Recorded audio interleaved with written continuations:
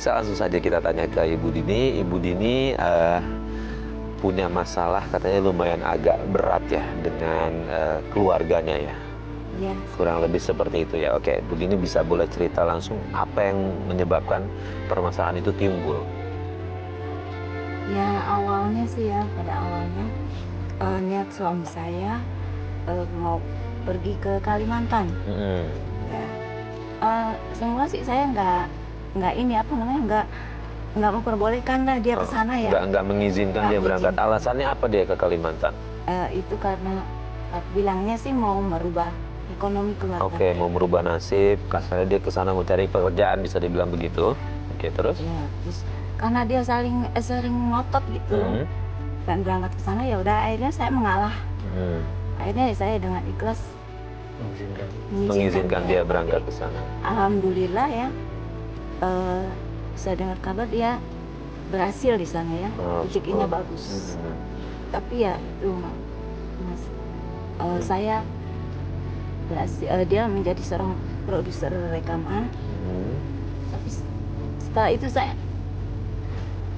Setelah itu kenapa Ibu? saya nggak bisa merasakan rezekinya dia gitu. Dia nggak ngirim uang sama sekali ke Jakarta? Awalnya sih dia pulang. Awalnya dia pulang. Tapi dia meninggalkan uang cuma 10.000. Cuma 10.000. Terus kemudian dia balik lagi ke Kalimantan. Dia balik lagi ke Kalimantan 6 tahun. Itu nggak ada kabar. Nggak ada kabar sama sekali. Telepon-teleponan pun nggak. Enggak. Artinya dia meninggalkan begitu aja. Ya. Terus kemudian? Terus apa? Saya sih cari tahu ya kabar. Tapi anak buahnya, suatu hari anak buahnya datang. Anak buahnya datang terus ngasih tahu kalau dia udah nikah. Saya sampai shock, Mas. Udah nikah. Nikahnya udah berapa lama? Dari yang jangka waktu 6 tahun itu? Dia baru nikah, habis nikah terus melahirkan anak usia 1 minggu.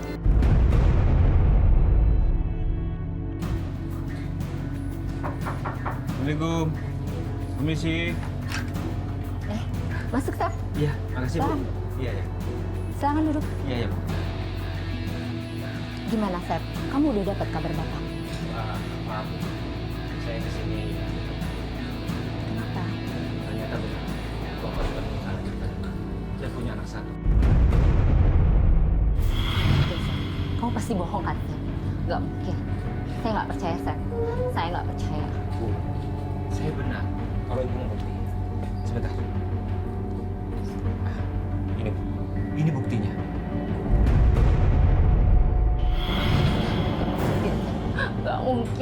Gak mungkin suami saya seperti ini. Gak mungkin, Sep. Kamu pasti bohong. Saya nggak percaya, Sep. Saya nggak percaya. Gak mungkin, Sep. Gak mungkin. Udah, Bu. Saya mohon maaf. Gak mungkin. Saya pamit ya. Gak percaya, Sep. Gak mungkin, Mas. Kenapa kamu tega, Mas? Tega, Mas. Tega. Kamu tega. Kamu tega sama saya. Buat apa saya hidup lebih saya mati, Mas? Jangan, Mak.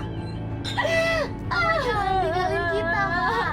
Masih ada kita, Mak. Hati Mama sakit, Kak. Tega, ya.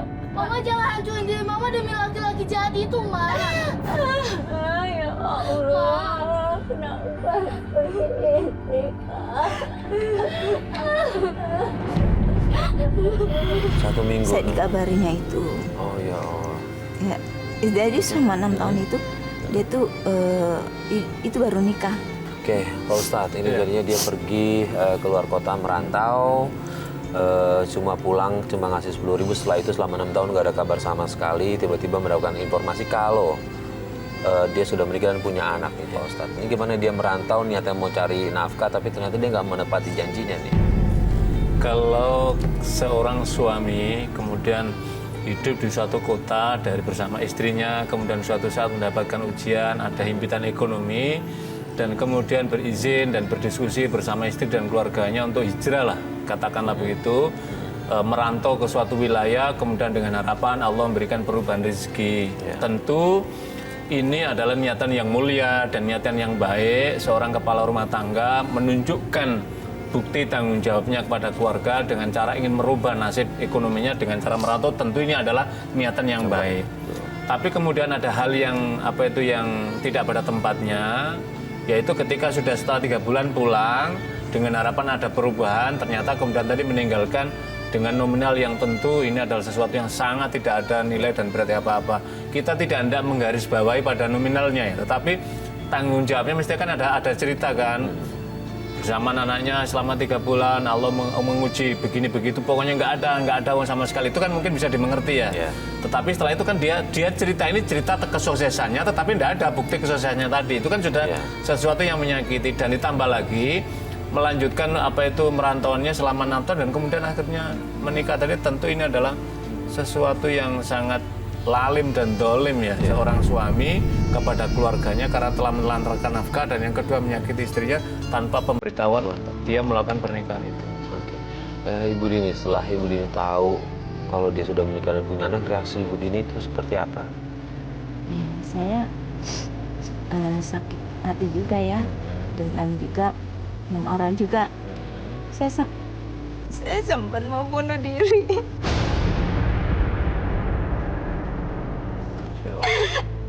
Tapi anak saya Coba nangis. ya, nyaman saya nangis di bawah anak saya.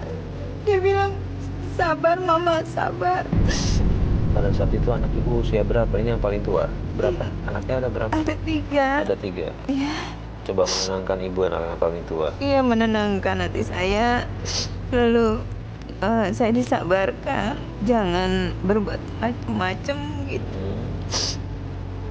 Nah, jadi gimana ya? Saya. Pak Ustadz, ini dia menikah lagi dengan istri kedua, tapi di luar sepengetahuan istri pertama. Bagaimana nih, sah Kak Ustadz? Jadi gini Mas, memang tidak ada dalil-dalil yang menunjukkan seorang suami kalau menikah lagi harus izin, memang tidak ada. Tidak ada keharusan untuk izin, tidak ada. Tapi sudah menjadi etiknya untuk memberitahu. Sebagaimana misalkan praktek Rasul SAW itu kan dari istri-istrinya. Justru dia menyampaikan, kemudian memberikan dukungan, mengikhlaskan, kan seperti itu para sahabat juga. Seperti apa maknanya? Maknanya itu adalah tadi yang beberapa sering dalam event yang lain juga kita kemukakan. Kalau terjadi apa-apa bersama istri yang tadi punya anak, punya apa, antar keluarga ini loh, supaya tahu sehingga nanti tidak ada pelanggaran agama yang lebih besar lagi. Tujuan itu dari situ. Nah, tapi ke pemerintah Indonesia untuk PNS atau aparatur sipil negara memang harus ada izin. Ada izin dari pengakuan yang butuhkan bukti bermaterai dari istri yang pertama, mengizinkan baru. Kenapa? Karena diharapkan kalau aparatur kan untuk menjadi teladan, memberikan contoh, dan kemudian nanti ada bukti itu konsekuensi dalam kehidupan bernegara kan itu. Tapi ini kan tidak itu gitu. Memang tidak ada. Tapi ada kewajiban yang melekat, Mas Farid. Kewajiban melekat adalah tanggung jawab suami kepada istrinya dan kepada anak-anaknya. Ini selama 6 tahun tidak ada berita, tidak ada tanggung jawab, tidak ada apa. Itu kan menunjukkan dosa besar dari seorang suami karena nggak ada berita. Dan berarti dia telah mengingkari akad pernikahannya, mengingkari talak talik ketika diucapkan. Kan di sana jelaskan apabila sekian bulan suami tidak memberikan nafkah, tidak ada berita, dan kemudian istri merasa keberatan, mengajukan ke pengadilan, maka bisa jatuh talaknya gitu loh. Jadi kalau tadi itu dosa besar seorang suami menelantarkan istri dan anaknya, kemudian dia menikah tanpa pemberitahuan, dan kemudian hal-hal yang lainnya itu juga bentuk kedoliman dari suami kepada istri anak-anaknya. Iya. Ibu Dini, anak-anak tahu soal kabar tentang ayahnya? Tahu Mas. Tahu. Terus anak saya tahu semua. Mereka gimana Ya tanggapannya? mereka marah lah ya Mas ya. Otomatis dia marah. Mereka tuh punya ayah seperti itu, dia ngamuk, benci, pokoknya benci. Seperti ya dendam gitulah. Tapi saya mengajarkan nggak boleh dendam. Meskipun saya sakit hati. Jadi ibu tetap mengajarkan anak untuk tidak dendam sama ayahnya ya. Nah, sementara dampaknya sendiri sama anak-anak di lingkungan tuh seperti apa, Bu? Ya, itu membuat dampak psikis anak saya. Di samping saya juga disindir tetangga ya, ditertawakan. Tertawakan janda bodong gitu ya. Nah, itu anak saya juga di sekolah dibully gitu. Dibully apa Ibu? Ya Anaknya tidak punya ayah atau ayahnya menikah lagi seperti itu? ya. Terus udah gitu parahnya bayarannya nunggak. Saya nggak bisa bayar, Mas.